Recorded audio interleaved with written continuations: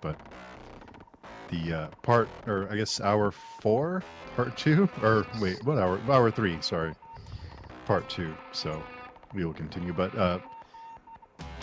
Joe was making a comment earlier that I wanted to get Jared and Preston's opinion on, which is um, if someone like, let's say if someone doesn't like YA, and they don't like YA, and they read a YA book, for them to 1-star a book they go in knowing they're not going to enjoy, is that something that should be? Is that something you should do knowing you don't enjoy a certain genre? Um, I don't. I don't think that's a good idea to read something that you know you're not going to like. I mean, I guess there are exceptions in every situation as far as that goes, but YA, as it's defined these days, uh, I personally wouldn't be interested in reading. But somebody could change my mind if there's a certain, there's certain traits to it that might appeal to me. But why? Yeah, why would you read something that you automatically go in with a negative connotation? I don't know why you would do that without some other ulterior motive behind it. I mean, what I was saying was more like if you want to read a Y, like I read a Y book recently because it was written by someone I know. So like I wanted to support them, so I bought the book and I read it. Yeah, But my point was more like if you know you don't like a certain genre, but the book is seems like a perfectly good representative of that genre, but that just doesn't appeal to you, you shouldn't give a rating based on your experience. You should give a rating, either not give a rating or give a rating based on how that book meets the expectations of its genre. Does the yeah, book do what it's trying to do? If the book is a good YA book and there's whiny teenagers complaining about their romances and it's just annoying to you, which it would be to me, I shouldn't be 1-starring that book because that's a perfectly good, you know. yeah. But the Well, rest of it also bad. It I can also be bad for what it is. That's a yeah, separate conversation. But if right. But I also think that there's a this whole the labeling of YA is it's such a broad general statement because like that's true. I Neil Gaiman writes YA sometimes, or at least stories that can appeal to younger people. But he writes them so elegantly and he writes them so well. You know, why can't that type of prose go into other stuff? Whoa, I think the cops are coming for Jose. Maybe they found the bike. They're Yeah, coming from Mike, yeah. but so you can still write at a really good prose at a YA for younger readers. So it's so I guess I have read YA if you consider some of Neil Gaiman stuff YA, like Coraline and what have you. But as far as some of the other YA I have seen briefly, it does seem like they're writing down to the kids that it's meant for, and I don't like that. But normally I wouldn't read it. YA is a bad example, but well, it's good and bad. Like personally, I hate YA, but I had read and enjoyed several YA books. When they are well written, it doesn't matter if they are YA. But there's a lot of these excuse. Oh, you don't like it because it's YA. No, I don't like it because it's bad. And there's this idea that YA is necessarily bad, or it has to have these tropes, and it's why it's perceived as bad. No. And there's a lot of people writing that really they don't know how to write, and it's bad. It's unpolished. It makes no sense, but it's okay because it's YA. And if you don't like it, you just don't like YA. No, that's true. Yeah, there's nothing wrong with YA. It can be done well, but the fact is, in my experience, the vast majority are just very badly written. Because some of they don't even respect the audience. I don't know how I would read that, but yeah, that's how I see it. Another pet peeve is grimdark. Oh, my book is grimdark. Oh, really? I love grimdark, and I go and read, and sorry that this is not grimdark. And it's very, very rare these days to find an actual grimdark book. But there's thousands being marketed as grimdark, and those will get the 2 stars, man. Because if I go into a book that you telling me it's grimdark, and then it's torture porn or just there's a few monsters here and there. What makes a book grimdark to you? What attributes about a book make it legitimately grimdark in your eyes? Nihilism, a fair dose of cynicism, morally great characters, but that are also well-rounded characters, not just being evil for the sake of being evil, and because everything is evil in that world, so they're just gonna be mean. Just it has to have depth. It has to have some sort of philosophy and message behind it, not just we're just gonna fight each other because that's what we do in this world and everyone is bad. There's so much that it's just word porn. It's just empty for shock value. Characters just cardboard villains. Same torture scene after torture scene, same tropes, same. No, that doesn't work for me. As the bard would, he said, he wrote in his play, full of sound and fury, signifying nothing. Yeah, exactly, exactly. Perfect.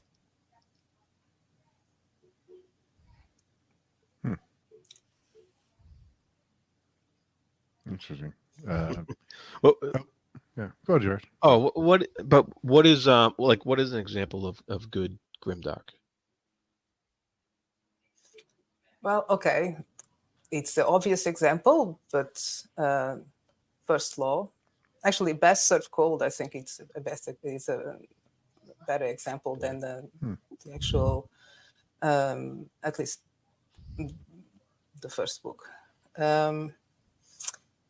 Pretty much a lot of the 40K stuff, especially what is written by Dan Abnett. Oh, okay. That's All pretty right. good. Yeah, and it is slim. There's a lot of grim books and a lot of dark books and lots of stories with grim dark moments. It's grim dark just became this gimmick, this marketing tool that I'm so cool, I like grim dark stuff. For me, just don't care. These days I would rather bet on a YA book than a grimdark, because at least I think there's a better chance of actually getting a YA book, and if it's well written, it's fun. I was also going to say that just to add to what you were saying, Susanna, I had the similar experience, but with the caveat that I'm not as diversely read in grimdark, because there are some books where I read the pitch and I'm just like, I don't want to go through this. But of what I have read, I haven't read Warhammer, but the 2 examples that I gave before you came online, there are just 2 that I've read which are truly grimdark for me. And my definition of grimdark would be pretty similar to yours. One is First Law and the second one is Prince of Nothing. That's it. And I really need to get into gear and read that. Or you can read Berserk, I do believe that is grimdark. I had Oh, issues you want with to read the prose. grimdark? Yeah, the prose is not bad. The audio is not bad. Oh, you didn't like the audio, no? The audio is not bad. The audiobook for The Darkness That Comes Before, it's not bad. It suits the narration. It suits the tone of the world. it's very slightly grandiose, if one might say. Well, if you get used to that's it, the it's problem. tolerable. It's like Martin Shaw's Silmarillion. At first, I was struggling. Then I got used to it, and I was like, yeah, it's fine. Yeah, I might be honest. I might try it again. I find it easier to adapt to audiobooks than push through reading the book. It might just work for you. I'm not sure. Okay. But to bring it back to Joe's point about giving a 1-star review, I think if I buy a book and I read the book and I don't like it, I'm perfectly entitled to give a 1-star review because these are my reasons why. And why would I read a book that I know I'm not going to like? Well, so I'm pretty prejudiced towards the whole romance genre, but after a couple of months ago when Johnny Words gave us the romance challenge, I picked up one of the books, and I'm ashamed to say that I did enjoy it, and it was good fun, and I'll probably pick up another one from the list this year. So even though generally I don't look for romance in my books, and I read maybe one a year, that's why we pick them up, for my willingness to be surprised and find something different. And if I don't like it, I'll give it like a 0 stars if I have to, because I'm perfectly entitled. It's my opinion. I paid for the book. That's it. But I can't stop you. But I think that if you let's say you read the romance novel and you were a slightly different reader and you said, you know what, I could tell these two would end up together halfway through the book. And that just ruined it for me, and 1 star. That was your reasoning. And there are readers for whom that would be their experience. But that is not only typical, but required of the romance genre. That is how they have to work. They literally, you cannot write a romance novel where they don't end up together. Like that is part of the genre. So if someone had read that and thought this book is terrible because I could tell halfway through they'd end up together, and look, it turns out I was right, and they 1-star it, that's not doing a service to other readers. Because other readers picking up a romance book don't want to say, how good, does this, what they want to know is this a good romance book? They don't want to know, is this a good book to someone who really fundamentally dislikes what is required of the romance genre? I mean, I can't stop you, right? Like I'm not in charge of anything, not even like my own household. So like let's. So I'm not in charge. Let me reverse the question then. When I like justified on giving a 1-star review, yeah, I think I've got an idea about that. But when will we be entitled to say this is a bad book? The book was bad at what it tried to do. So if you read a little RPG and it's poorly written and it's like repetitive and it's like stuff that you've seen before and it's like the characters are flat and uninteresting, 1-star. But if you give it a 1-star because there are stat blocks at the end of the chapters and that annoys you because you don't want to read a book where you feel like you're playing a video game, you're in the wrong. I write superhero novels. If you're like, it's so dumb that someone with these magical powers would fly around with a cape, and you 1-star my book for that reason, you shouldn't have read my book because it says superheroes on the front cover. Well, no, it doesn't, but the blurb. Okay. Right. So, but if you 1-star it because the characters are flat and uninteresting, or because the sentences are boring, or because the story doesn't like make sense internally, fine. Or if you 1-star my book because you read it and you're like, this isn't realistic. Like they have artificial gravity generators and magical powers. The real world doesn't have that. That's just stupid. I hate books that do that. I'm 1-starring it. Then the reviewer is wrong because I'm writing a book about magical superheroes. That's in the blurb. If you hate that and you don't like that part of it, when I said up front, that's what the story's about, you are wrong to 1-star it for that reason. If you 1-star it because the characters aren't interesting or because the interactions don't make sense or because it's not internally consistent, that's all fine. But if you 1-star it because the genre is something that you're not in, and I know people who don't like fantasy, right? Like, they hate Superman because he just flies. And I'm like, that's totally legitimate. That like bothers you, that's fine. But don't like slam Superman because he flies, right? Like that's his thing, right? I've got 2 issues with that point of view, and one would be that in order for me or anyone to rate a book, you're requiring them to have some level of knowledge of whatever genre they are reading, whether it's romance or fantasy or whatever genre it is. For me to say that this book or bad, like, I need to know the genre and therefore interpret what the writer was trying to achieve, and maybe have a knowledge that I haven't got, which I suppose is a fair point. Don't talk about stuff you don't know anything about, so I can get on board with that. But equally, we read for pleasure, and opinions are subjective, and tastes and what people like and dislike is very subjective. And here I go with my Wheel of Time bashing. I think it's a big pile of stinking elephant dung, but some people love it, so it's purely subjective. And I think I've read enough fantasy to say it's a piece of shit. So it's we enter into the subjective, and therefore it is subjective. I think everyone is. It's entirely subjective, and I think that anybody should be able to read whatever they want if they can, provided they have access to the book. It is a form of literary gatekeeping, no better than what literary fiction readers do to genre fiction readers when they say, oh, we don't read fantasy because fantasy, if in fantasy we do this thing, oh, but you shouldn't read this book. It's just the same literary gatekeeping. And what are we achieving out of this? I don't think we are achieving anything out of this.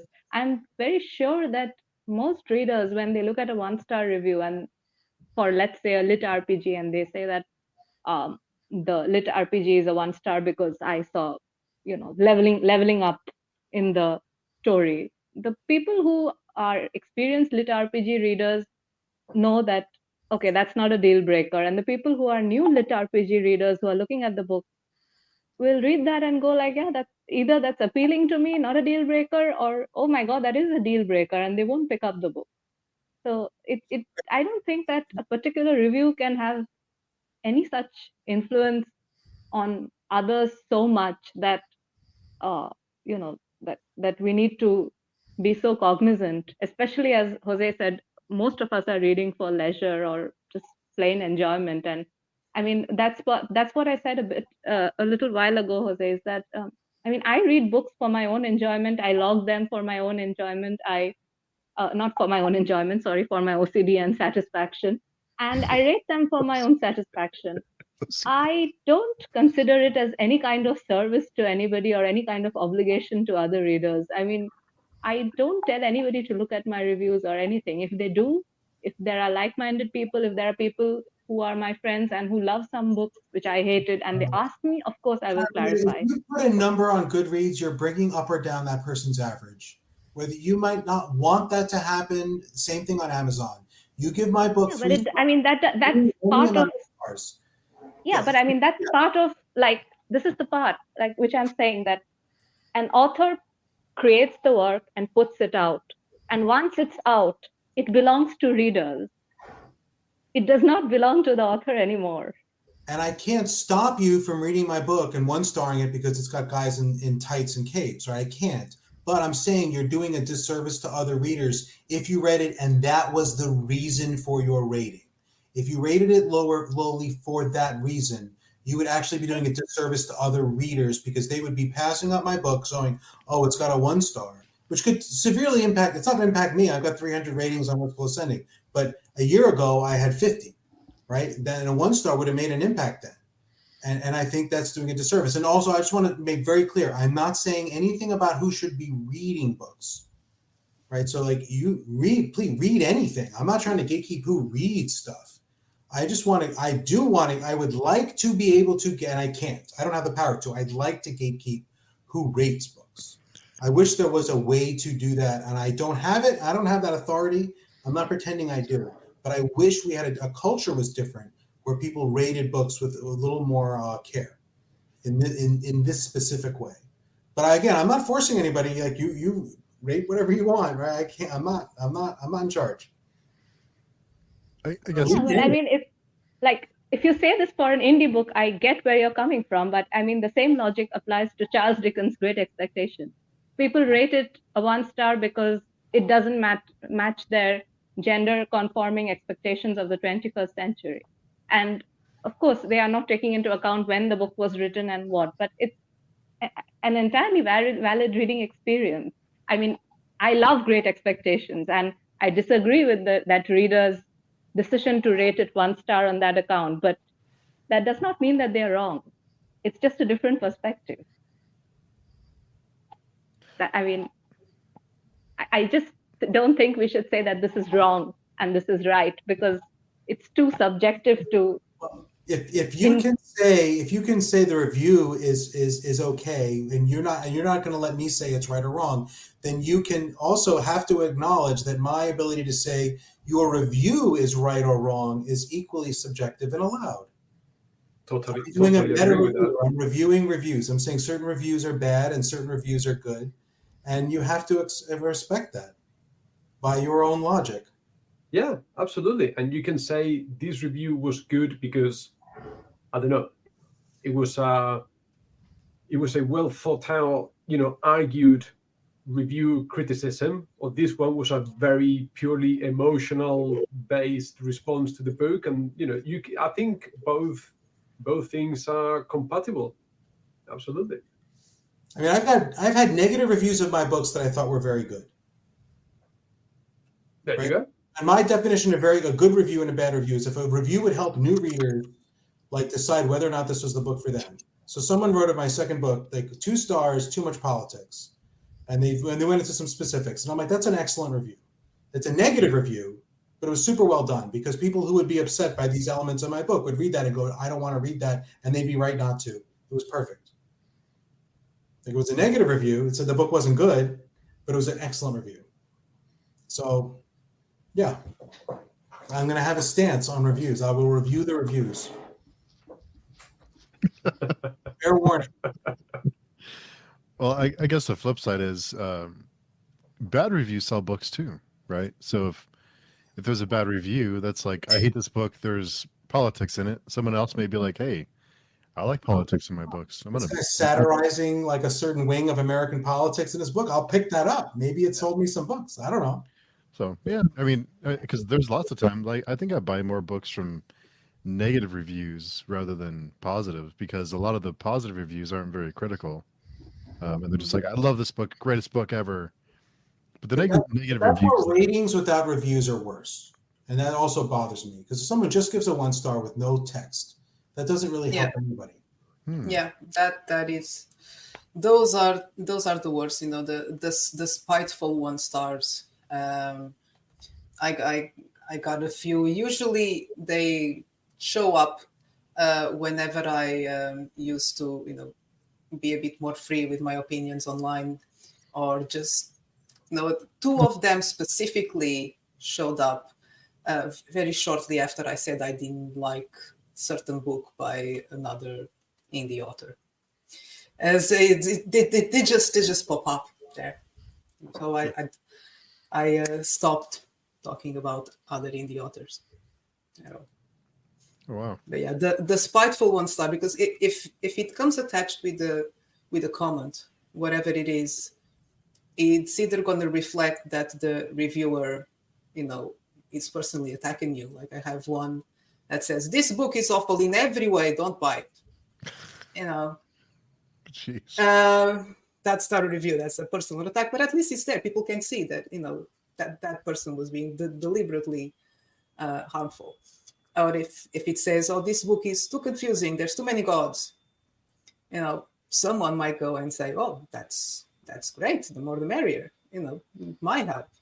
But if it's just the 1 star, that's deliberately cruel. That's just to bring your rating down, just to harm you. And they only do it if it's personal. I noticed that people don't go,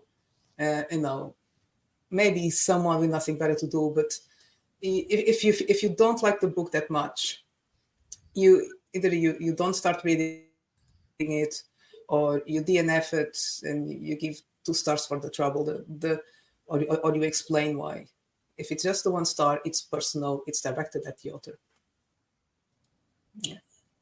And there's nothing we can do about it.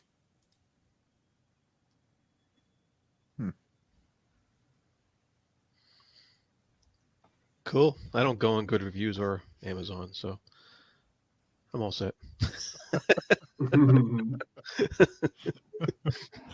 Yeah. It I really think So what do Paramita you is use? an exception in this. Paramita and Malazan, I understand your 1 stars and I understand your rating. But I also know you wouldn't, like you explained, you wouldn't do that to a small author. And I know Malazan, it's like José's Wheel of Time. You know, I think everyone has their.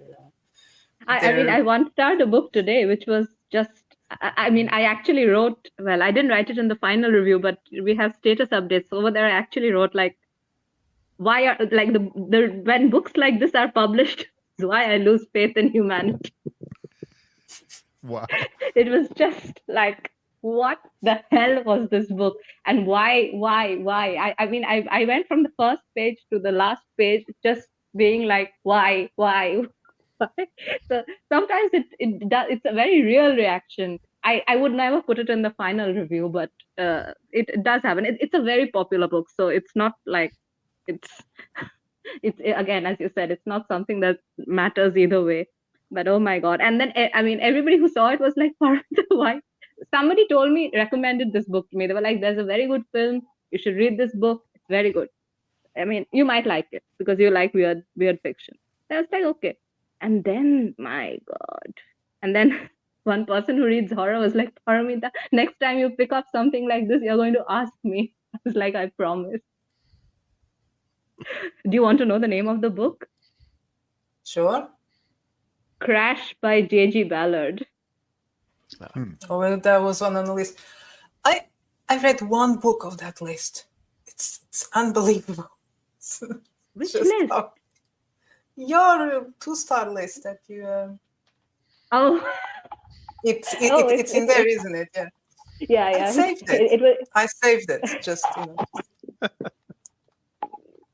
I have some friends who tell me like, if Paramita 1 stars a book, guaranteed new favorite for me. So I'm like very happy to help. Yeah, bad reviews sell books too. Yeah. It happened to me like few weeks back, or maybe 1 week back. I was reading this book and I DNF'd it. I can't remember. Maybe third in or 40% in, or no, I think it was a third in. So there was this person who was not interested in this book at all. And then I was like, I went into rant mode. I was like, what the hell is this? Neither did it have rhyme, nor did it have reason. And then he was like, now I'm adding this to my TBR. I was like, what? He's like, a book which is this hated by you must be read. That is a point too. If you're hating and you're still reading it, and yeah, I agree. I mean, I think yeah. I totally agree. Like Susanna, I truly feel that the books which elicit some reaction, whether extreme negative or extreme positive, or at least positive or negative, at least they're memorable. The worst books are the ones which bore me, where I'm like, it's a 3-star. Yeah, I read it. It's a thing I did. Bye. Then 2 months later, if you ask me what was this book about, I'll be like, yeah, I need to see the synopsis. I think there's probably more than one, but I'll have to check. I think I only have one book that I rated 1 star, and it wasn't to attack the author, but it was because I really, really hated it. So again, it wasn't an objective analysis of the book, but I really, really hated it, and that's why it has the 1 star. I think it's the only one. I think even The Great Gatsby got 2 stars. When the book bores me, I liked it tears. so much. Oh, I'm sorry. Not me. I was Not me. bored. So yeah, the 2 stars are the ones that bore me. I only have one that I hated, because if I don't like it, I just stop it, and then I don't rate, or at the most rate 2 stars if it's a dinner. I read a lot of classic literature, and I was high hopes. I had high hopes going into The Great Gatsby, and it just didn't work for me. I mean, the guy is very good. He's a very good prose writer. He can write stuff, and it was put together well. But I just could not find it in me to get into that book. I found it so boring. And I was like, wow, what's going on here? This is a classic literature book. And Exactly. and then because I read Great Expectations. I love Great Expectations. I love my favorite I Dickens. love Yeah. I have quite a few of them down there, but Hmm. that I love, and that one and Moby Dick bored me to tears. Oh my God. I was and- very happy by the ending. Were you happy by No, the ending? I love the beginning. I love the first 2 or 3 I chapters. celebrated the ending. I because love of the it. ending. I actually like the ending, the last 2 or 3 chapters, but everything between, it took Oh me my God. months to get through it, months and months. Gosh. I was shamed by my mom for I not liking DNF'd that it book. twice, so I'm not sure if I'm going to pick it up again. Oh, Susanna, you can be shamed by my mom too. I was shamed by my mom for not liking that book. She's like, Moby Dick, you didn't like. I was like, unbearable, just unbearable. I'm losing the will to live as I read this. Oh, the one-star book was The Wasp Factory, by the way. Ew, love that I'm not book. touching that. Ian Banks, I right? I'm love not that touching book. that book. Jose loved it. Of course you do. It's brilliant. It's absolutely brilliant. But Jose, would you recommend it to me? No. See? Well, for me, it's maybe I would if just to get a reaction out of you, and I think your reaction wouldn't disappoint. But that's the only reason why we recommend it. In the same way, I recommend that you read Lost Girls by Alan Moore. Oh boy.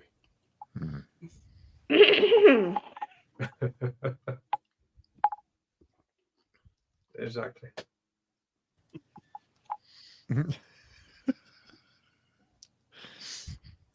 One thing that I'm not sure that I agree with is the whole reviews belong to reviewers. I'm not sure that's. I mean, I don't know. I guess reviewers should have space to express their opinions and feel like they can and not be not become a back and forth. But at the same time, I mean, I don't know. I mean, if an author comments on a negative review with "thanks for reading" or "thanks for giving it a try," and someone might be offended by that, just a sincere comment like, "Hey, thanks for trying it anyway," it could turn into a whole thing where we're the author's like overstepping their bounds, even if it's sincerely, "Hey, thanks for trying it," even if you didn't like it, it can come off as sarcastic or like being an asshole because it's hard to get context when you're reading, in text on Goodreads or something. So I think there should be a little bit of play. Of course, you should never go after someone for saying, "Well, you're just an idiot. That's why you don't like my book." I mean,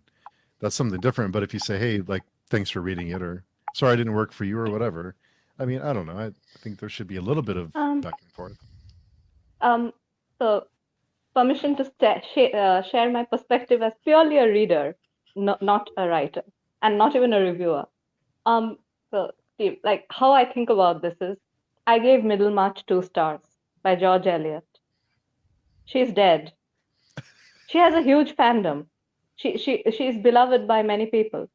George Eliot or her readers are not going to come after me and comment on my review saying, or my rating saying, she's dead. I mean, unless we have a seance system where authors are descending from wherever they are to comment on Goodreads reviews, it's not going to happen.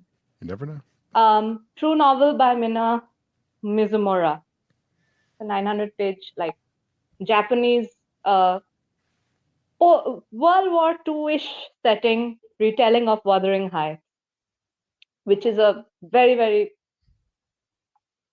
I like Wuthering Heights a lot. But anyway, I was thoroughly bored and thoroughly disappointed by this novel. I gave it 2 stars. Mina Mizumura is a fairly well-known author, fairly well-translated author. Her book is very critically acclaimed. Nobody's going to come after me. Neither the readers who love the book, nor her publisher, nor her agent. Nobody's going to come and comment on my review saying, you didn't get it. So why, when I do the same thing for any author who does see the review, would they come into that space and say anything about it? Like, one is dead, One No, is no, too famous, But and why one not? is Why not? If you're allowed to comment on a book, why can't some other person, whether a reader or the author themselves, comment on your review?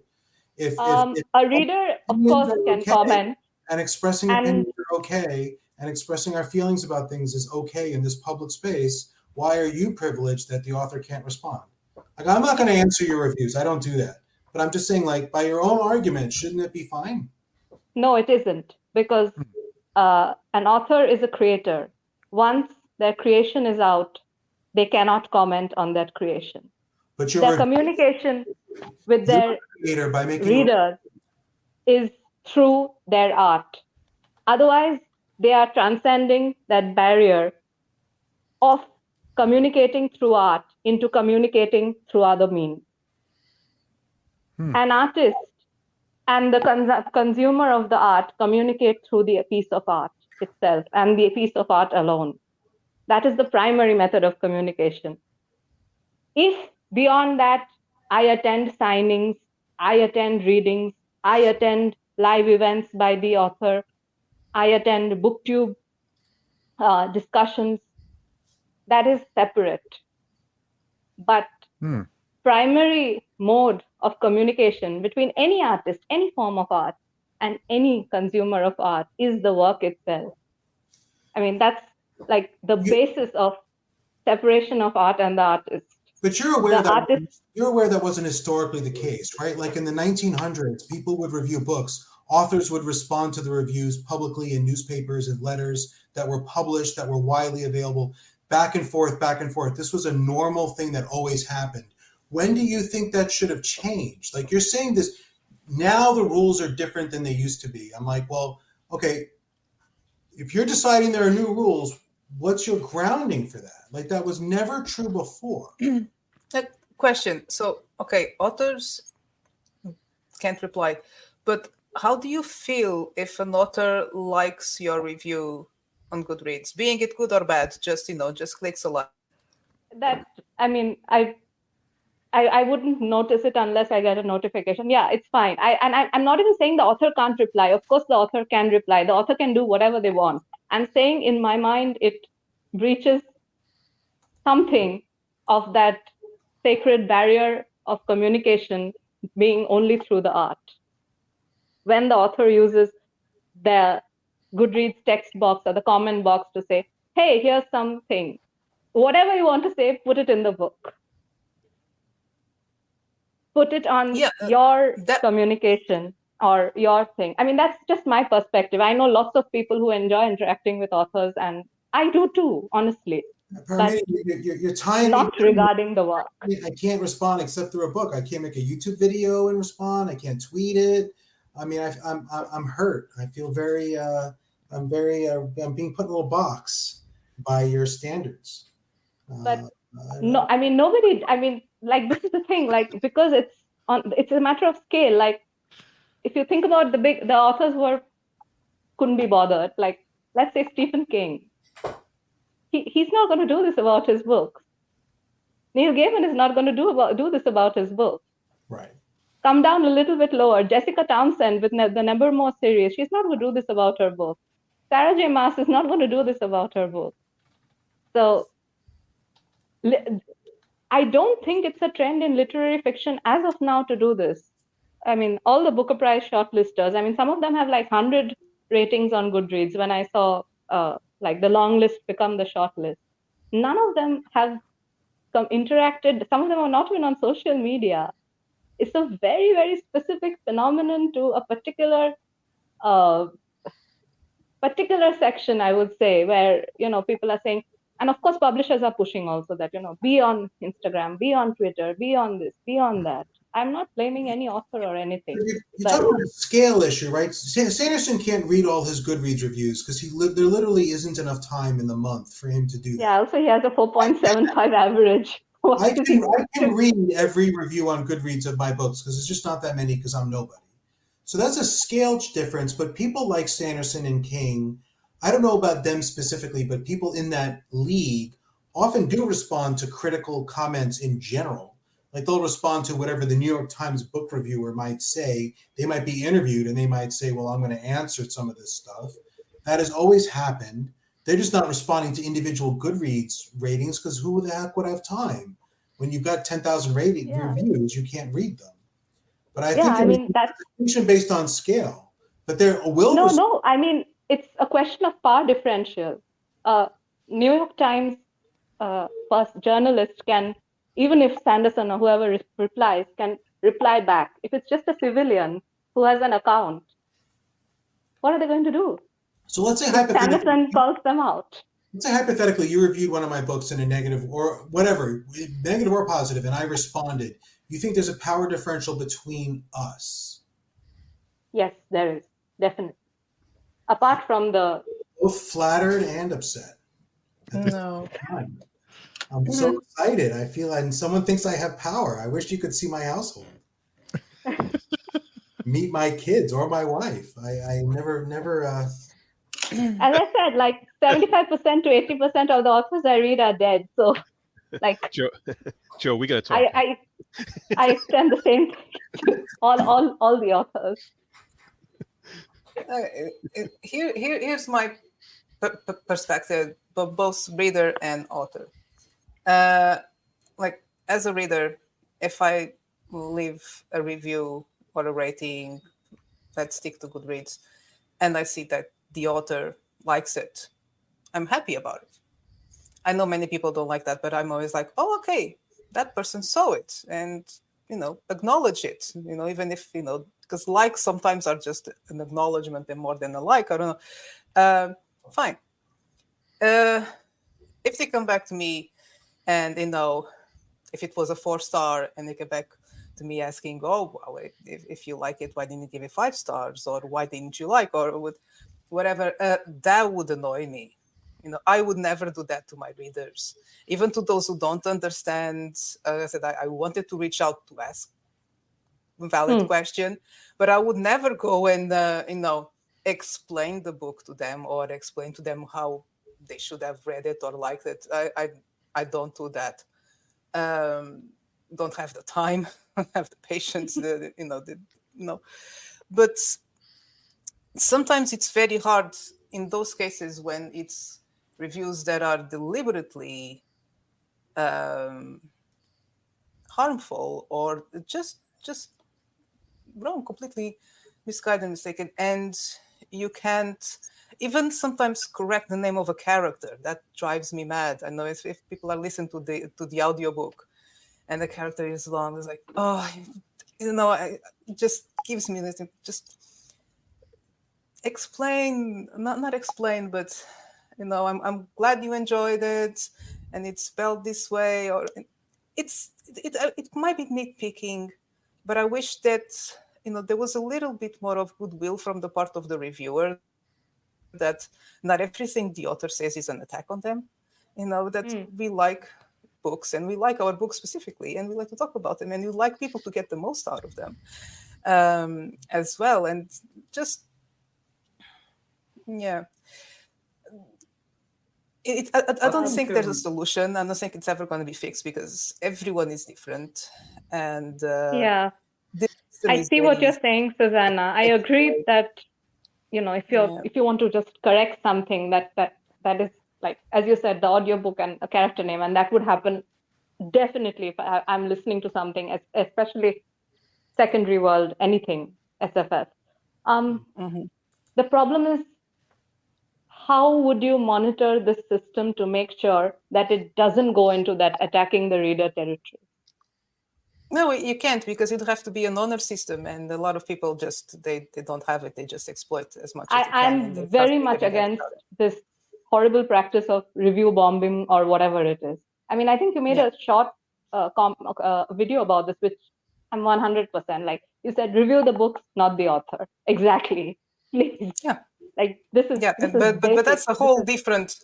That's a whole level. But I mean, in that kind of thing where you're saying that it's malicious, that a whole lot of people just dropped 1-star reviews. It happened to The Narrow Road Between Desires by Patrick Rothfuss, which was my most anticipated fantasy release in 2023. I think I went in October or something. I think it was at 2.2 or something.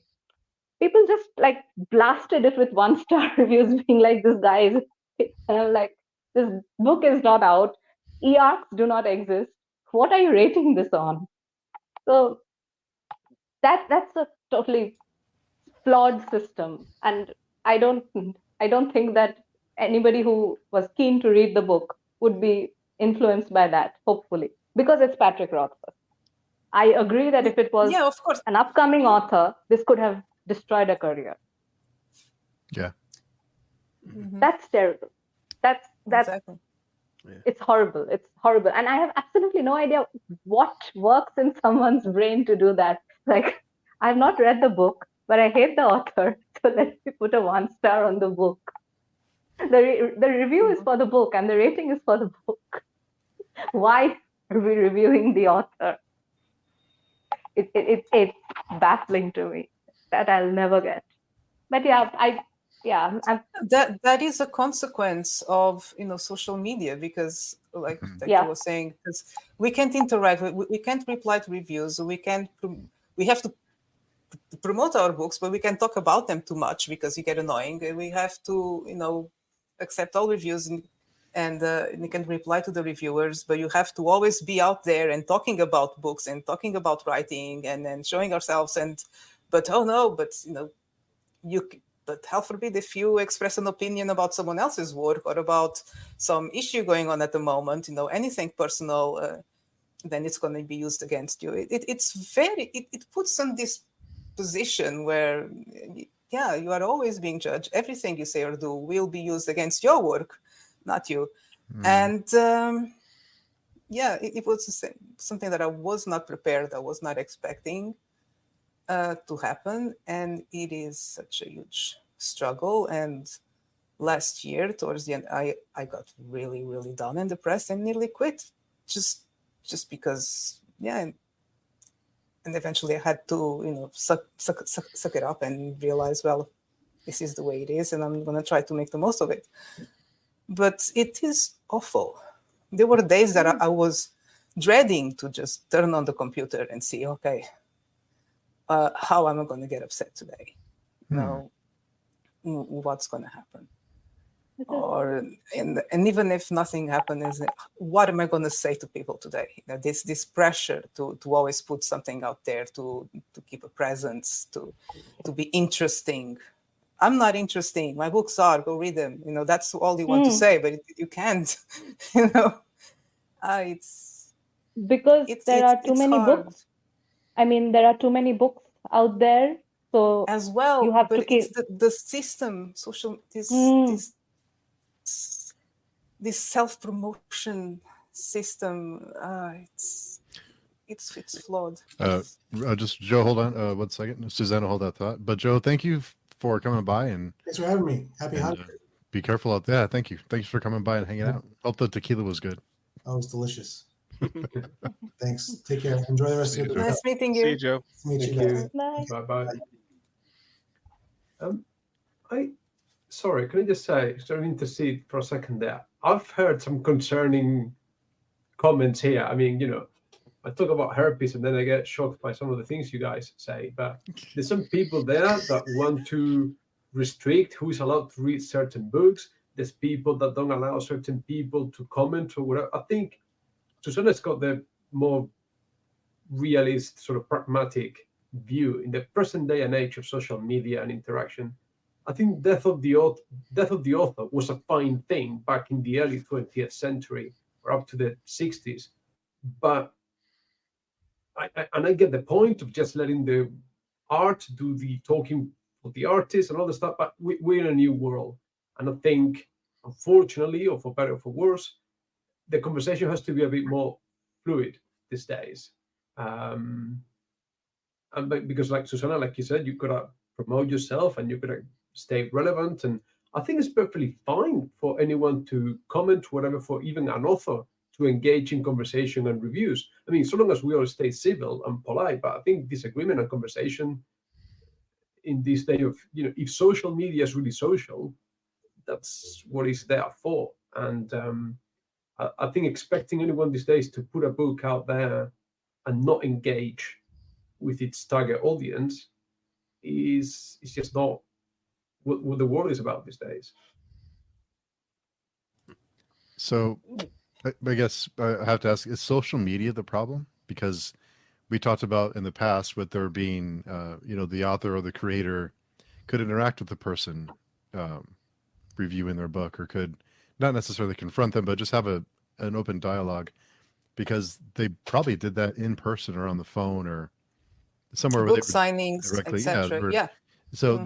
there was you didn't have that barrier of, you didn't have that barrier of saying whatever. I can say whatever I want, and it's just a name on a screen, and I can be I can say the most awful shit about somebody, and there's no consequence. There's like nothing. It's like, and people may believe it. I can trash someone's work. I can do whatever I Yeah. want. Yeah. And if they respond, or if someone else comes in to help them respond, then they're going to get piled on too.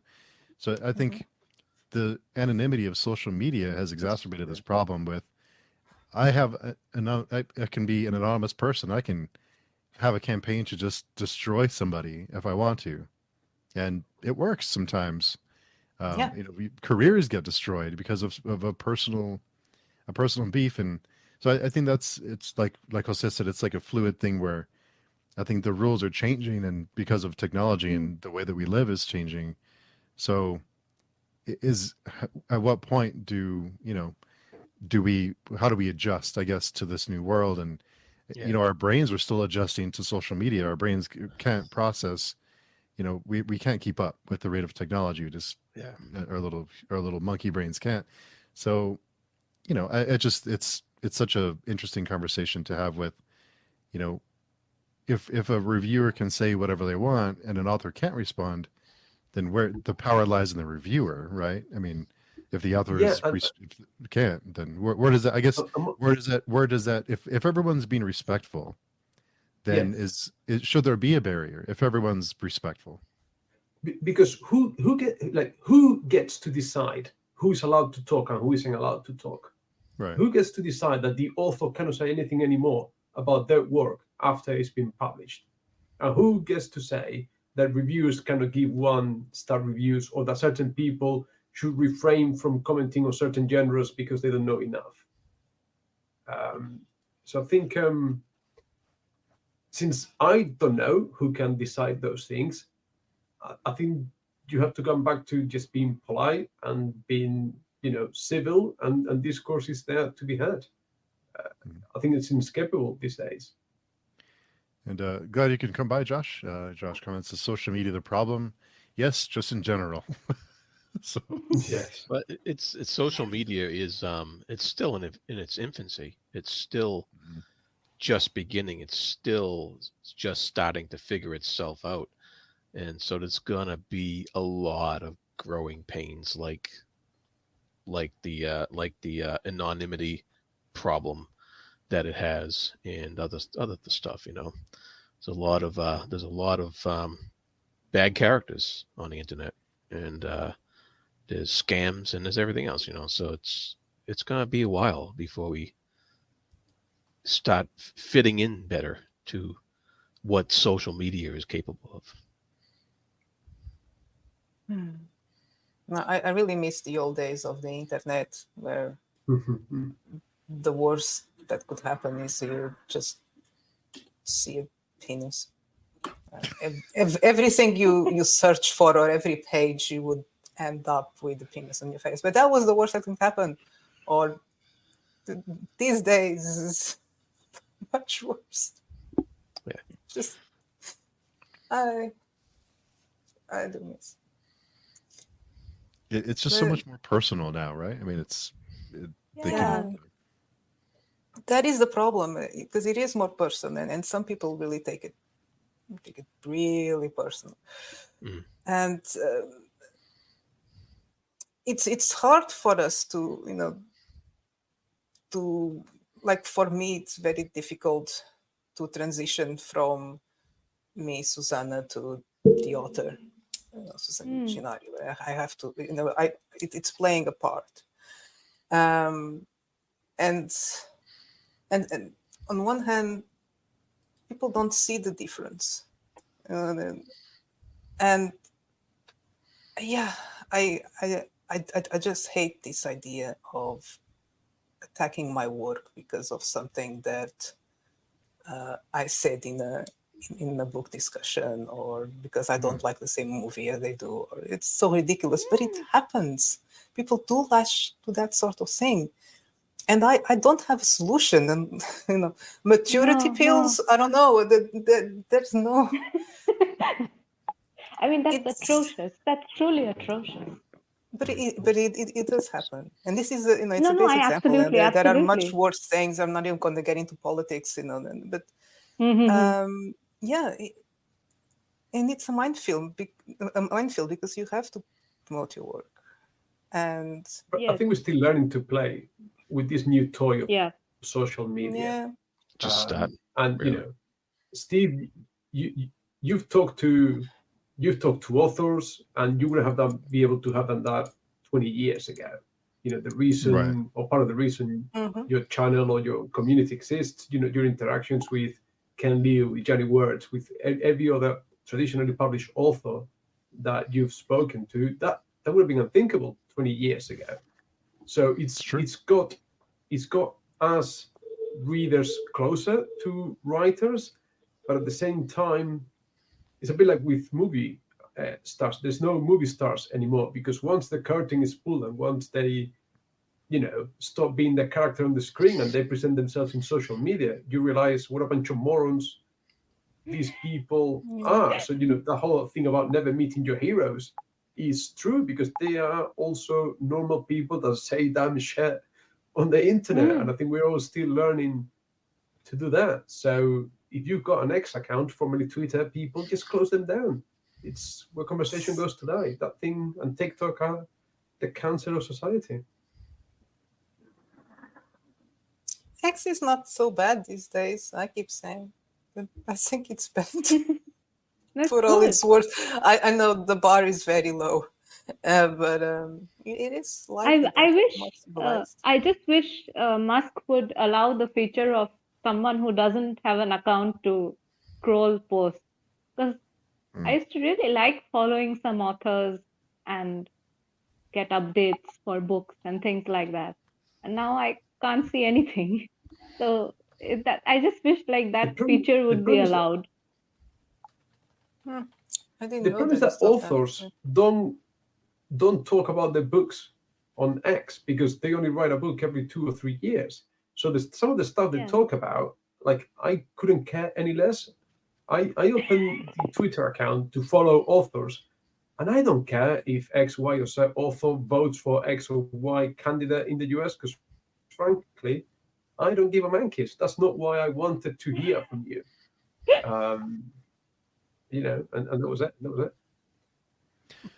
It's just such, like Susanna said, though, like I think authors are encouraged to please the algorithm, to have a presence, and to fill that empty space with something. So if you do write a book once a year or once every 2 years or however long it takes, you have to fill all that time with something, and you're bound to say something stupid. I mean, anybody will, because if you're there every day trying to stay relevant, to please the algorithm and keep you in everyone's feeds, and so when you do have a book to promote, you're there and people see it and you have that interaction. It's like you're bound to say something dumb. I mean, anybody will. Yeah. And yeah, just one word. I once got blocked because I kid you not, I used the wrong emoji apparently. I made wow. I just, it was a silly comment, teasing comment, someone that I had interacted before. So, there was some, it wasn't just a stranger out of the blue. I was replying to someone that I had talked before, and caught him in the bad mood, and got a DM. Why are you saying this? No. I was joking, and I put the upside down smiley face, which at the time I thought it was appropriate for jokes, which apparently is not. And I said, no, if you were joking, you would use this emoji with the sunglasses, which I never use. Oh, wow. And I was just shocked looking at it. Okay, I'm sorry. And the I'm sorry didn't went through because I got blocked. this happened. So this is jeez. no, it's just Oh my that. God. And I can yeah. I can understand a little bit, Susanna, how like I was also delighted to find the page chewing forum. It's like a beacon of calmness. But if you have had these sort of interactions, then how much more you must have felt this way when you came here. Terrible. I mean, I've learned. I tried to copy what others were doing that I thought they were doing well. That But I mean, the worst thing is exactly the same words. They don't work for everyone. I've learned that. But and, I mean, like, you can, I still get hyper. Like, you all are so calm and so polite and so sweet. Like, I can't imagine anyone being annoyed by anything you say. Like, I sometimes just like go into rant mode. I don't mean any ill will at all to anyone by it. I'm always joking, but I can understand if somebody doesn't know me or if somebody just finds it off-putting. So I totally understand if somebody finds me tremendously annoying, but I can't imagine. Like, I've had so many interactions with all of you, like Jose, Susanna, Steve, Jared, and I just can't imagine any of you. Like, how? How can anybody get annoyed by anything you say? I can be pretty abrasive when I'm in a bad mood. I can be unpleasant. But you would know if I was if I was trying to be rude or unpleasant, you would know, and you wouldn't have any emojis attached. So but these days when there are no emojis, smiley face after every sentence, almost just don't misunderstand me. It's exhausting. Sometimes I'm so terrified on Discord because what happens is, I think Steve mentioned this, and it's true, like the conversation moves so fast. And especially if I am on one very big Discord. So, and let's say we're having a bit of banter. And I always sometimes think that, if there's somebody new and they've joined and they're lurking and they see this banter, and what if it comes across as bullying? So after 3-4 posts, in bracket, I usually write, "We are friends. I'm just teasing." Smiley face. It's so difficult. It's like non-verbal cues are so integral to our communication, I think, as all of you were saying, over for large part of our lives, that trying to adjust to the social media mode is quite challenging, can be at least quite challenging. It's not easy. And Jose, I agree with you. Like, I definitely stand corrected in this regard. I didn't think of it in that way, which you said, that just as anybody should be able to read anything, why are you like me? Why am I putting barriers on who should be able to comment on things? I will definitely reflect on this, because I do agree, and especially after hearing what Joe and Susanna said, that it is a form of barrier. Maybe it's because I'm like, it's my personal thing. Like, I'm terribly self-conscious, and so I'm like, what did I do wrong? Like, that's my default mode. What did I do wrong? And so if somebody were to like say something, I would be like, I messed up. But like with the author liking thing, like there were two separate instances. One was Shauna Lawless. She liked my review of the E-arc for her second book. And one was Susanna Imaginario. And I know this is really weird for people that I'm referring to her as Susanna, but then when I talk to her now, and this is what I do, like my brain separates Susanna, my friend, and Susanna, the author. So the second like was from Susanna Imaginario. That's the way it should be. And she liked my review for Anachrony, which is like this tiny novelette in her series, in her timelessness series. Yeah, so like, of course I did. So like those were, I was not, I did not have any anxiety or anything out of them. But obviously, if I put out a review of an E-arc and an author would come and tell me, well, so you didn't get it, obviously, and I would be like, uh-oh. I mean, on a review front, there is and maybe you disagree, but there is a difference between just general people reviewing and professional reviewers. Critical analysis I see. reviewers. They're getting paid to do that stuff, and so because they're getting paid to do that stuff, like the New York Times, what have you, their stuff is in itself writing for an art in its own form, and should be definitely up for, commentary on its own. Oh yeah, totally. And I Yes. mean, this is continuing in this rich literary tradition, which I think Joe was mentioning. Like, I think Mark Twain and somebody else, they would write Right. like Yeah. letters to each other, and they would be published in the papers. Quite Yeah. Right. entertaining. Yeah. Yeah. I mean that would be fine. But I mean, what about you, Jared? But If you just put out a review of a book, would you mind if the author commented on it, or I don't let's mind at say, all. oh, okay. There are quite a few authors that have contacted me privately after I reviewed their books, and that's fine too. And it's very nice of them. But I don't mind when they pop on either. That all the ones I've reviewed have been very nice, and so I haven't been doing it long enough to strike up any vitriol or anything like that. And I generally curate my reading beforehand anyway, so You mentioned this. so I don't just pick up random books to try out. But I feel hold that so thought. seen. Hold that thought, Jared and Parmitha. But Susanna, thank you. We know you have to run, but thank you for. Yeah, sorry, I Play have to with go. Thanks so And much. I was enjoying the conversation a lot, but I do have to go. Yeah. Thank you so See you much later, Suzanne. for having me, and hopefully we talk again soon. Oh, I'm sure we will. Oh yeah. Have a good one. Bye. Thank you.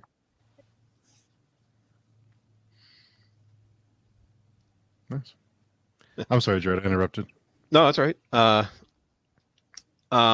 Yeah. So that's like you said, Paramita. Back in the back in the 19th century and 20th century even, there used to be letters back and forth in newspapers and stuff between either reviewers and authors or author to author and what have you. And I'm sure some of those were probably not all friendly all the time as well. Oh no, they weren't at all hilarious. Yeah. Some of them are hilarious for us to read. I'm sure it was not hilarious for the author to read. Right. Yeah. But they were still well thought out, and they were, Yes. because they were made for publication in that case. And I think that maybe when the ideas of book signings came around, where authors could sit in a store and have people come in, I'm not sure when that originated, but then you would probably get a bit more of the senseless type of commentary that you're a jerk type, attacking the author basically in person, but it would be more rare because, like Steve was saying, there was no anonymity there. It was in your face. So you of course would hear about the occasional person flipping out at a book signing or something like that, but it's very, very rare. And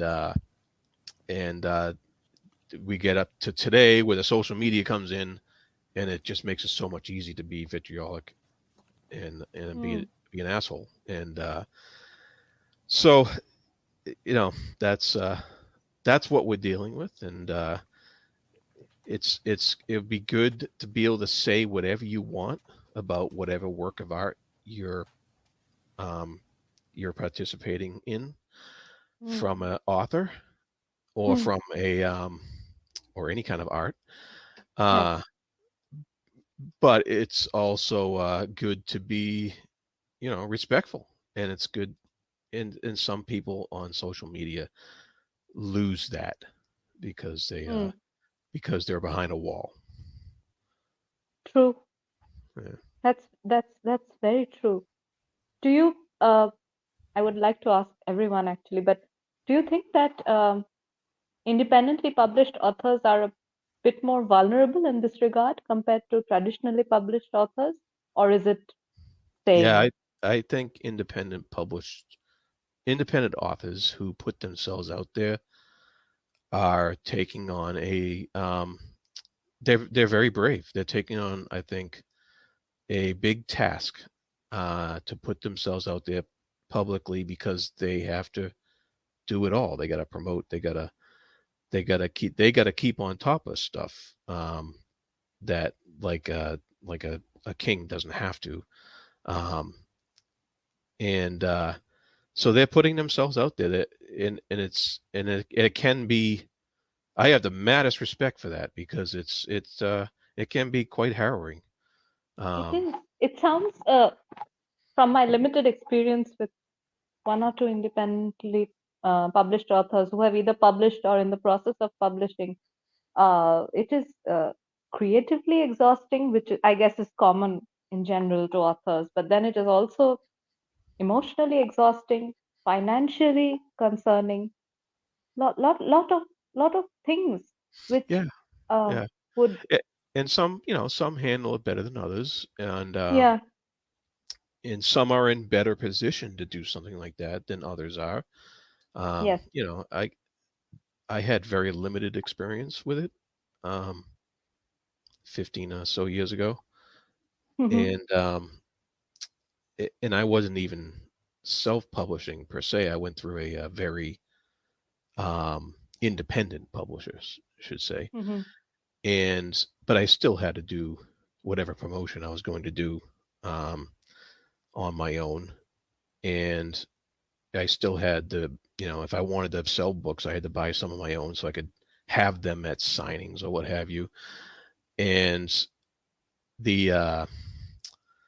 and that was very stressful. It was very stressful. That was something that I did not like about it at all. And admittedly, one of the impediments to me continuing to try to publish stuff, it wasn't for me. I was much more interested in just carrying on reading stuff for fun. But so everybody has their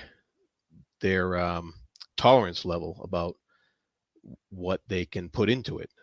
And so if you're a self-published author and you've made a living, or if you've actually gotten something out of it and actually gotten to the point where it's gone beyond your initial investment, and it's gone to a point where you can actually step back and say, oh wow, this was either a success or not, depending upon what my expectations were.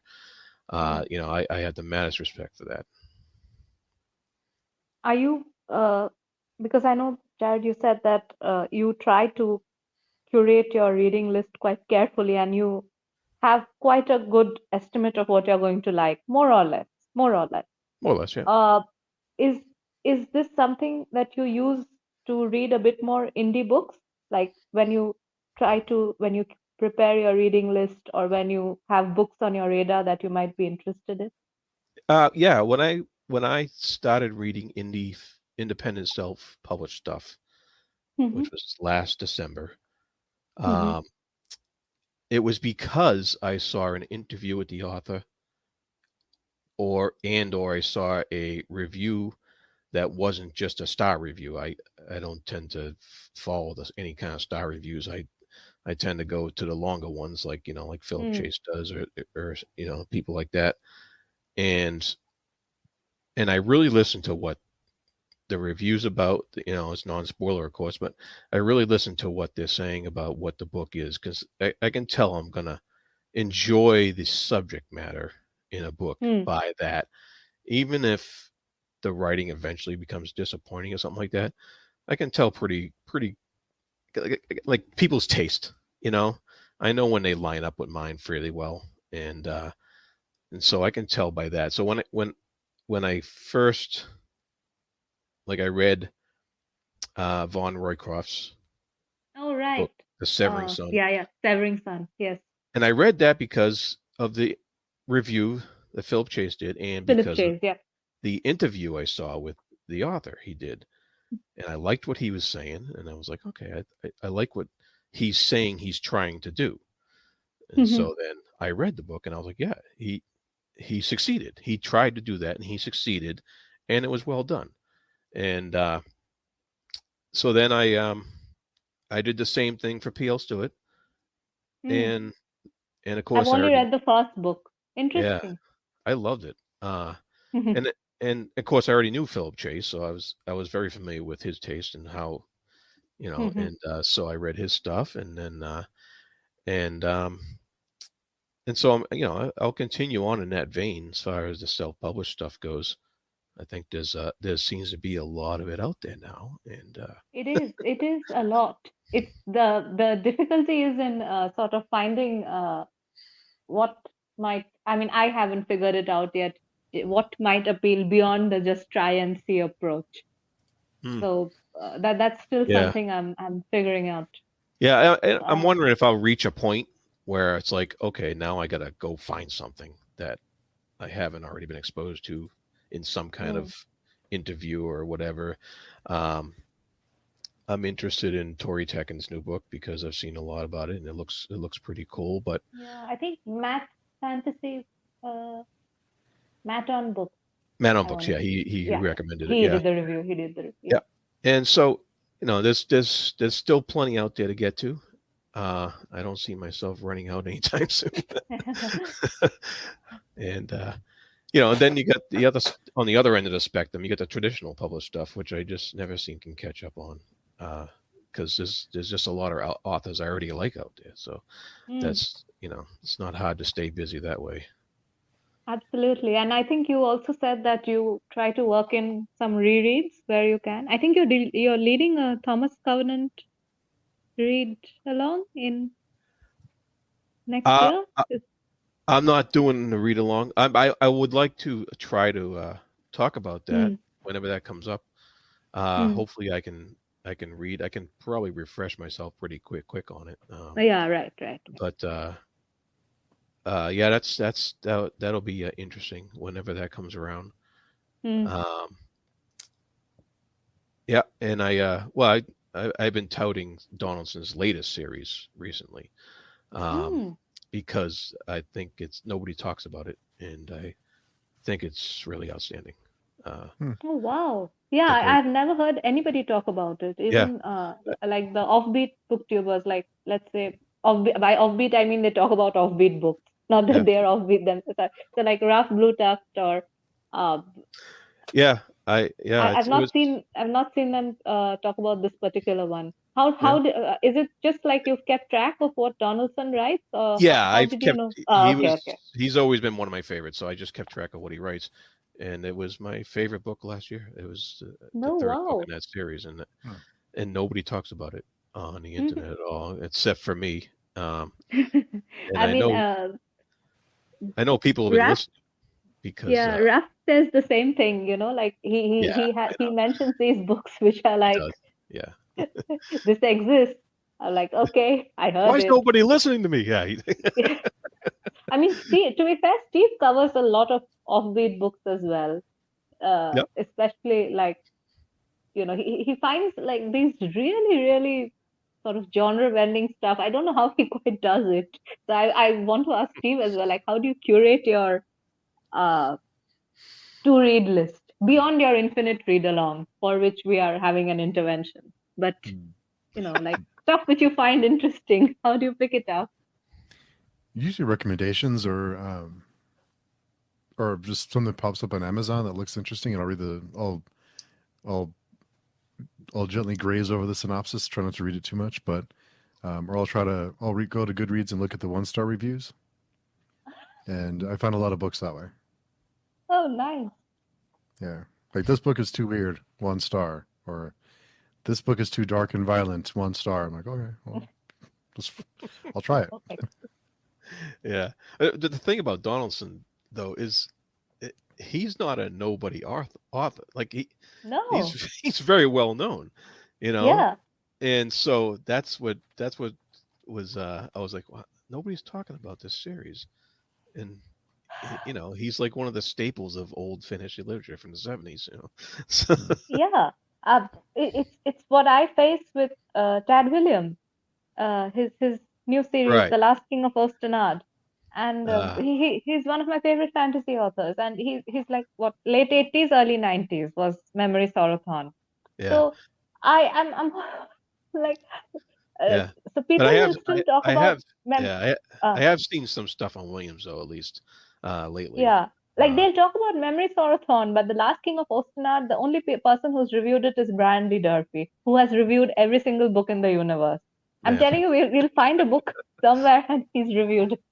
Like that guy has insane reading capacity, insane, like mad respect to him, mad respect. And across genres, like he'll do mystery, thriller, espionage, historical fiction, literary fiction, classic, fantasy, science fiction, everything you name it, he's read it. Um, yeah, but yeah, I mean, I'm so sad. Like, I think Steve also mentioned this. Like, he made a post about this, that just as it is important to encourage new authors, similarly, it is also important to read the backlist of earlier authors who've been around for a very long time and who are still putting out new books.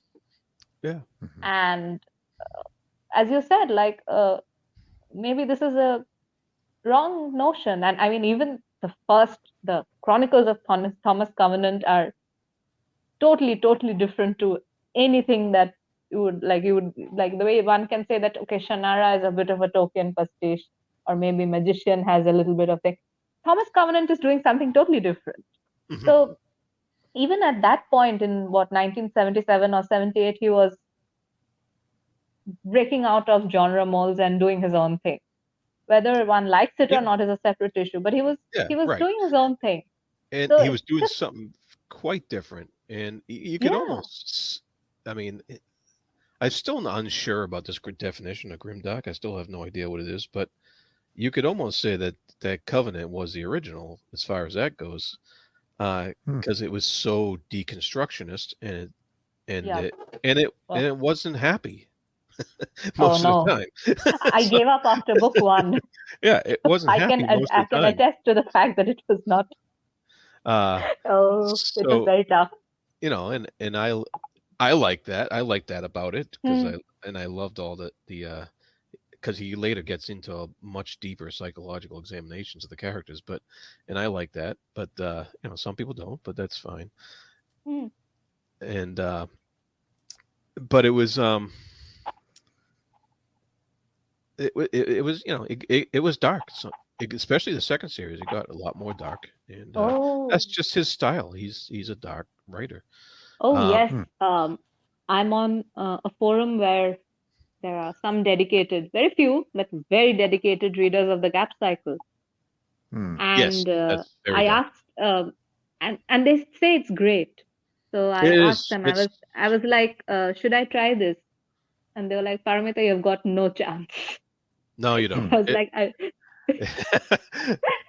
It is I appreciate the outstanding. honesty. It's one of the fastest page turning series I've ever read, because it Ooh. was so exciting, but it was also very dark. It goes Steve is into like buying it in the background as we speak. yeah.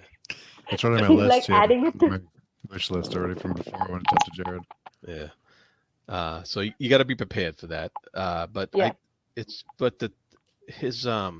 his ability to just make you to turn around on a character as far as how much you like them and dislike them, and go back and forth, is incredible. And and his endings just they really hit the spot. So They stay with you. yes, they do. Oh, well, that's one of the hardest things of epic fantasy, I find, is to land the ending. So if you do Right. that, to be able to do that multiple And times with multiple series. right, and that's why I'm very hopeful for Wars of Light and Shadow, because I know Jenny likes to stick to landing, so I'm very hopeful for that series. And I loved the ending of Malazan, because that was a unbelievable ending. And so endings are my favorite. In case you haven't figured it out. I mean, a mediocre ending or a bad ending can ruin a very good book for me even. Yeah. like I don't know beginnings or endings, which is more important. Because in Lord of the Rings, recently someone asked me to rank the 3 books, and I was like, it's Fellowship or Return, depending on which one I'm reading it. When I'm at a distance from it, it's always Return because of Return of the King, because of Scouring of the Shire. That's my favorite chapter. But when I'm reading Fellowship, it's my Yeah, I like the ending of Fellowship oh, a lot. I like beautiful. how he leaves it there. I like how the Fellowship of the Ring ends, and Beautiful. how it leaves off. It's just beautiful. Yeah, it's awesome. I love Lord of the Rings too, but yeah, that's some people like beginnings better. I think I'm more of a beginning person because one of my favorite series is King Killer, and another top series is A Song of Ice and Fire. So I have to. I mean, my copium is that I like beginnings. And Yeah, Game of Thrones was a great beginning. That was really good. solo gets it up. You're Really. not a fan of Name of the Wind, I'm going to guess, Jeff, given your respectful silence of it. I just never read it, so I don't know. Ah, okay. Never read it. Do you want to read it and be sad with me? No. That's a sell. Yeah. And Josh comments, didn't I see you read 900 books this year on the forum? You bow to no one. Who is it me? Yeah. Yeah, Who else read 900 books? Yes. I think Who else? that's in response. That's in response Steve, to today. No, Steve, today, listen, I crossed 1001. But that's because it was 41 volumes of Berserk. Like, that is just, like, that's not, yeah. 1,001 books in a year. Wow. But I mean, there are like DNFs in there, and there are many, many periods. I think I read Lord of the Rings 3 times, or I think it's 3 times. Oh my! I read 37 books this year, so it would take me how many years to read 1,000? And there's a lot of manga and stuff in there. Like there's Goodnight Pun Pun, and there's small. Yeah, right. Anyway, but yeah, I bow to no. That was funny. But it was just see, when I got to 996, then I was like, 4 more I can manage. So then I read novella. There you go.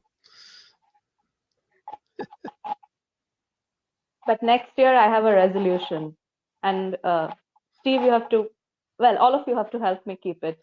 No long series. We can't even help you. We can't even keep up with what you're reading. No. You've added to your total like 11 books in like 2 days. How can we help you? You can't keep up. You've probably read like 5 books during this stream or this recording. I'm being teased now. Oh no, we just can't keep up. Alex comments, I still have not gotten past chapter 1 of The Darkness That Comes Before. Darkness. Steve, please promote so that we can get over this barrier.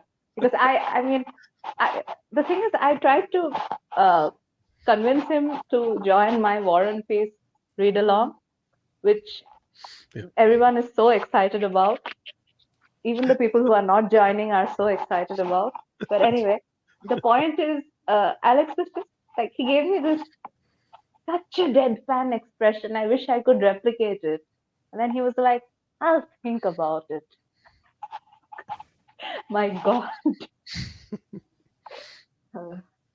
Yeah, but I'm very, very excited about War and Peace, which will,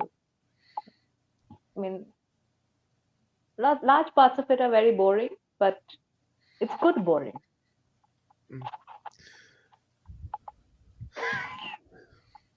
Still thinking. Josh says, help us. How? Teach us, Parmita. How do you do it?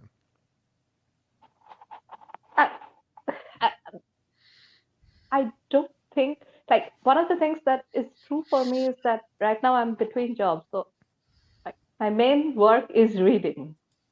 Like, I read all day. So if you had time to like read all day, you would probably get through quite a bit. Yeah, I get a lot more done. It's just That's the main thing. And the second thing is like, if you read a lot, then like anything with practice, it becomes more smooth flowing.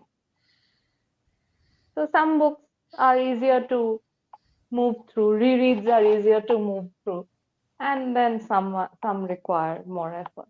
But other than that, there's really nothing.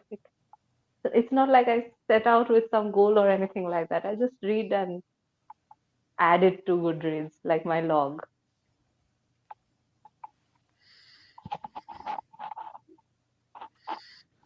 Yeah. Josh comments, I don't know if I would have the capacity to read that much in a day, though. It's impressive. it is. Yeah, I don't know if I could either. That's a lot. It's quite a bit. 1,001 books.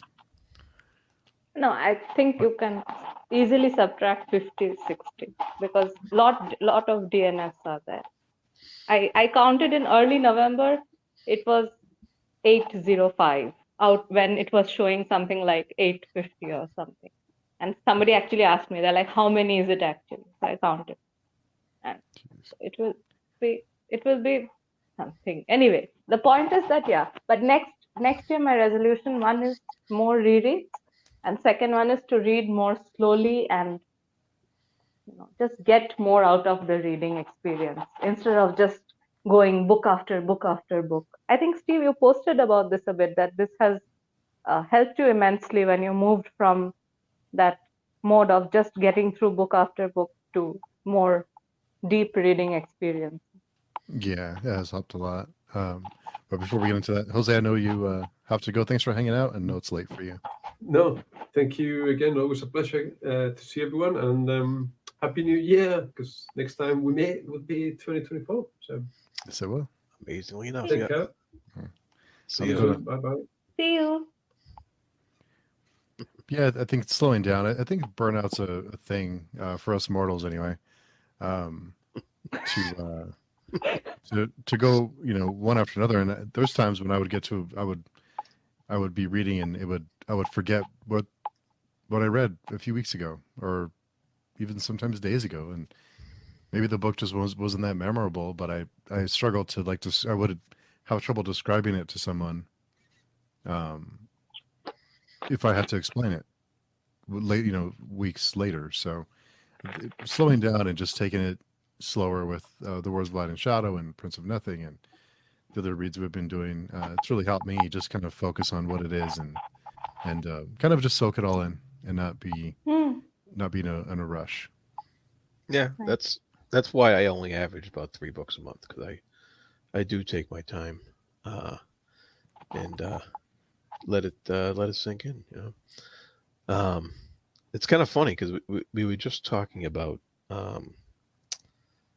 we just had the podcast about the Stars My Destination, and we were all talking about how fast that book read, because it was kind of an action-packed sci-fi book. Okay. And I went from reading that right into next reading Grand Conspiracy by Janie Wirtz. And I read the first page and I was like, I have no idea what I just read. I got to slow down, because I was just in a fast reading pace on this other book. Yeah. And I was like, wait a minute. And I like mentally had to say, slow down, take this in, because Janie's writing's on a different plane than this one. And so you're right. You gotta absorb what you're reading. Yeah. Josh comments, didn't R. Scott Baker ruin other books for you? Yes, he did. He continues to, because there's times when I just can't get into other things the way I can get into his, especially if I go from one to another. If if there's no break for me, then it's hard. Even like Jenny Wirtz does that too, because you it's such a different reading experience that when you go to something else that just doesn't have that complexity or depth, it's hard to stay engaged with it when it just feels very by the numbers, I guess you can say. It's just hard to get into it, get a rhythm with it when it's very like surface level, I guess, sometimes.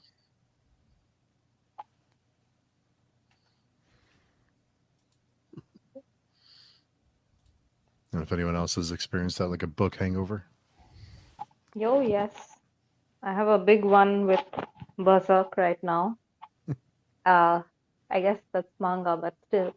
And another one I had recently, and it's still continuing, is I read the collected fictions of George Louis Borges, and then I read his selected nonfiction. And he's one of those strange authors where he conveys a tremendous amount in very, very short fiction. His essays are also very short. And part of me is just letting it simmer, but the other part of me, even as I was reading, I knew that I need to go back and reread this. And now that you just mentioned it, Steve, I realized, and I think, Jared, you have also shared this actually about Malhazan. And Steve, you have shared this about the second apocalypse, that when you got near the end, or when you started the Aspect Emperor, it was one of these, or maybe the second book in Aspect Emperor, you knew you had to reread the series. Yeah. And Jared, I think you said the same thing, that is, you were reaching the end of Malazan. I can't remember whether it was Stole the Hounds or it was Crippled God The itself. Cripple God, yeah. But When I the Crippled God.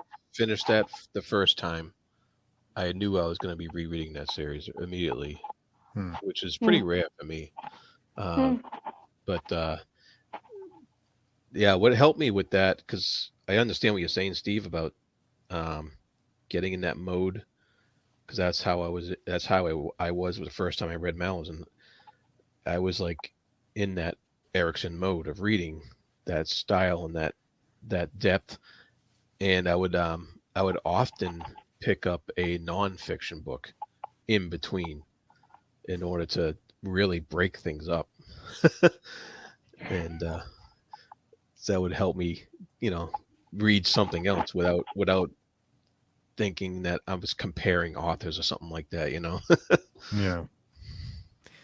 Josh comments, pardon me, the hangover is probably 5 books in the next week instead of 10. I shall refrain from commenting. One thing which I've made a very conscious decision is to not try any manga for some time, because I feel whatever I try, the artwork was so immaculate over there for me that some comparison will seep in. Like right now, my mode is I don't want anything new. I want something which is like Berserk or better. And I asked around some people, and they were like, "Good luck, that doesn't exist." I was like, I'm just going to wait and read other things. In fact, I moved out of SFF altogether. I'm reading just general fiction now. General fiction novels, and like that. When I feel again, then I will come back to maybe manga. Again, one manga I can try next year. And I also made a pact that I will watch 2 movies in 2024. One I promised my friend is Interstellar, and one I promised another friend is The Dark Knight. Oh, nice. 2 Nolan films. Yeah. I love Inception. I just have never watched. Inception is like in my all-time favorite list, but I have never watched Interstellar. Yeah, I like Nolan.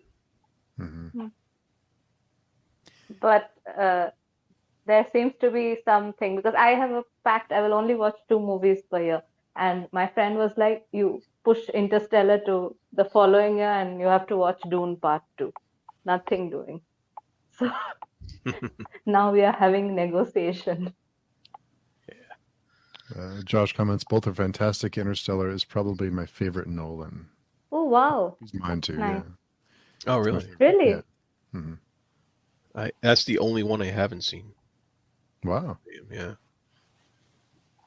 Jared, buddy watch. We will fix a month and then we will both watch it. All right, I'll do that. I'll do that Yay. because I love all of Nolan's other stuff, so I don't see why I wouldn't like that. No, if you like those other movies, you'll love Interstellar. Yeah. Great soundtrack, and the amount of time they spent on the science behind everything is pretty neat. Okay. Nice. How is The Dark Knight? Have any of you seen it?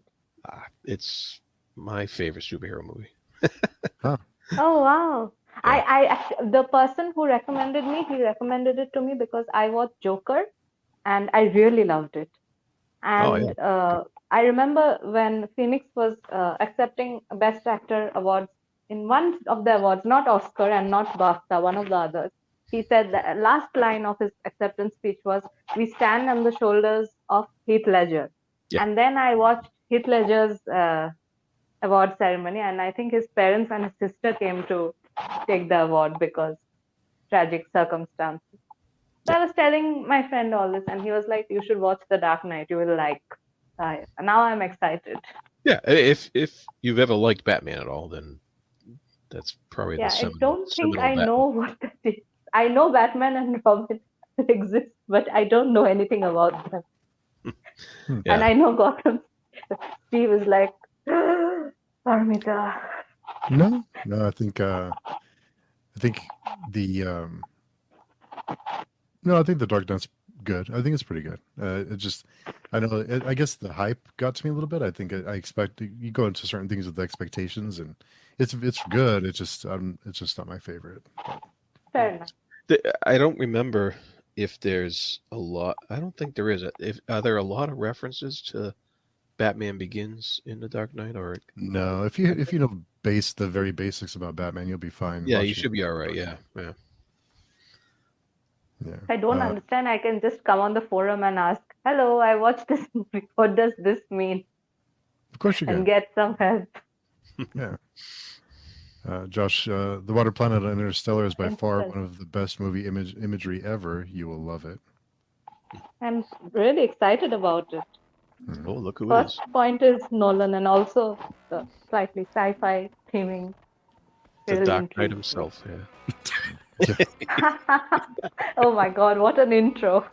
I mean, that's one of the nicest things anybody's ever called me, Jared. I'm going to take that. Yeah. It's yours. Hello, It's all yours. sir. Thank you.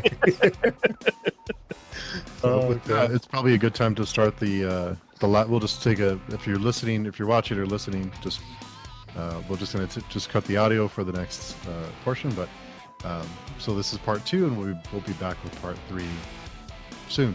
I don't know when. Soon.